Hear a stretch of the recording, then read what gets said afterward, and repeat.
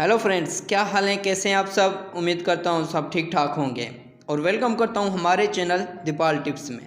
Dear viewers, आज की हमारी इन्फॉर्मेशन बीटाजेनिक मरहम के बारे में होगी कि ये मरहम किस लिए इस्तेमाल होती है, इस मरहम को इस्तेमाल करने से क्या बेनिफिट मिलता है और इसको कैसे इस्तेमाल करना है और इसके साइड इफ़ेक्ट क्या हैं।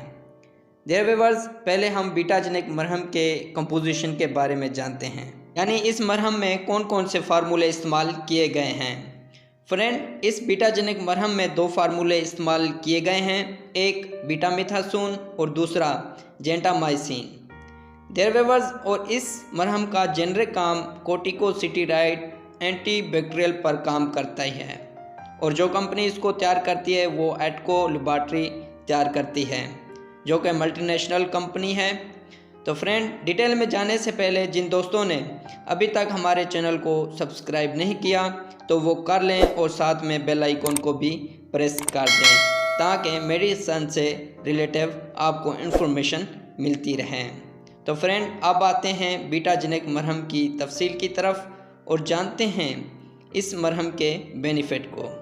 बीटाजेनिक मरहम को बैक्टीरिया इन्फेक्शन के लिए इस्तेमाल किया जाता है, यानी स्किन पर वो इन्फेक्शन जो बैक्टीरिया की वजह से पैदा हो उसको बैक्टीरिया इन्फेक्शन कहा जाता है। बैक्टीरिया इन्फेक्शन में मुख्तलिफ बीमारियां होती हैं जैसे एक्जिमा, और एक्जिमा में बीटाजेनिक मरहम का इस्तेमाल करना इंतहाई मुफीद है और इस मरहम के इस्तेमाल से एक्जिमा ख़त्म हो जाएगी। और इसके अलावा पिसोराइसिस यानी चंबल में इस्तेमाल करना मुफीद है, इसके इस्तेमाल से चंबल भी ख़त्म हो जाएंगे।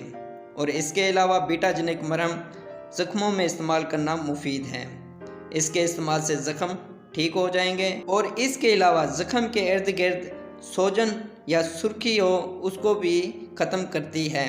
और इसके अलावा ख़ारिश में इस बीटाजेनिक मरहम का इस्तेमाल करना इंतहाई मुफीद है और इस मरहम का इस्तेमाल जिस्म पर कहीं भी रेशनर हो उसके लिए भी मुफीद है। तो डियर व्यूअर्स, ये थे बीटाजेनिक मरहम के बेनिफिट और अब आते हैं इसके साइड इफ़ेक्ट की तरफ कि इसके इस्तेमाल से क्या क्या साइड इफ़ेक्ट हो सकते हैं। इसके इस्तेमाल से एलर्जी हो सकती है, स्किन पर रेशनर हो सकते हैं। फ्रेंड, इसके कोई ख़ास साइड इफ़ेक्ट नहीं है और ये भी साइड इफ़ेक्ट 100 में से किसी एक को हो सकता है। तो डियर व्यूअर्स, ये थे इसके साइड इफ़ेक्ट और अब आते हैं कॉन्ट्रा इंडिकेशन की तरफ कि वो लोग जो इस बीटाजेनिक मरहम को इस्तेमाल नहीं कर सकते हैं, जो लोग इसके अज्जा से एलर्जी रखते हों वो इस्तेमाल ना करें। डियर व्यूअर्स, अब आते हैं कि इस क्रीम को कैसे इस्तेमाल करना है। बीटाजेनिक मरहम को लगाने से पहले मुकामी जगह को अच्छे से एंटीसेप्टिक या डिटॉल से साफ़ करके दिन में 2 मरतबा मुतासरा जगह पर इस्तेमाल किया जाए। तो फ्रेंड, ये थे इसके यूजेस और इसी के साथ हमारी इन्फॉर्मेशन का एंड होता है। फ्रेंड, अगर कोई भी मेडिसिन है तो पहले डॉक्टर से रिकमेंड करें और डॉक्टर की रिकमेंड किए बगैर कोई भी मेडिसिन इस्तेमाल ना करें। और हमारी इन्फॉर्मेशन पसंद आई तो लाइक करें, शेयर करें, सब्सक्राइब करें और बेल के बटन को प्रेस करना ना भूलें।